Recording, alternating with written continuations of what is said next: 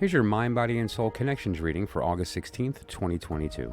What we have here is the you and how you feel about the situation, them and the influences and how they're feeling, and then how that affects the mind, your body, and your soul.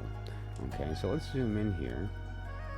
And you'll see here, this is the sun in Leo, and what we're referring to is the basically the fearless in the face of possibility. Like you have an adventurous spirit. In this situation, you are really looking forward to what that's going to bring, right? Now here, the other person is in a very different place. They're in Mars in Virgo. And this is the idea of sort of judging your enthusiasm, right? Like whether they're scared or they're jealous, there's this level of rigidity. They're not very adventurous, right?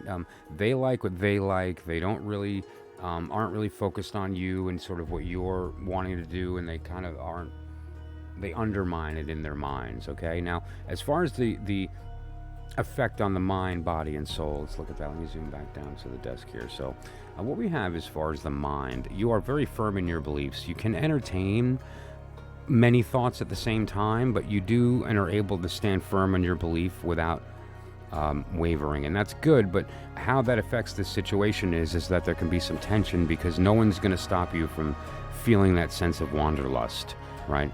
Now here we have, as far as the body and how your body is affected by the situation, it looks like that you are somebody who has achieved goals, right? There's things you've set out physically to do, and you've been able to achieve those. You're very practical in that respect. Potentially even competitive, whether that's with yourself or with others in a sports situation. There seems to be this idea that there's a competitive nature, or that you're able to be kind of diligent in the work that needs to be done. Now here, this is the soul, and what we have is Mercury in Gemini.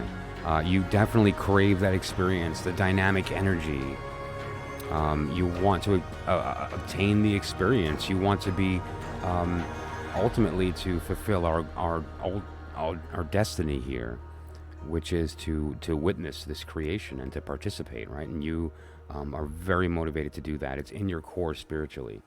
And so how that's going to affect the situation with the person that's kind of like in a place where they're not open to it, or they judge it, is going to be a little difficult circumstance. But keep that in mind, okay? Now, if you have any additional questions about that, you can text her, or send me a voicemail, or you can direct message or email me, and I'd be happy to talk to you about that and how we can maybe find ways to work around, or maybe even a different direction, okay? So thanks a lot, guys. We'll see you next time.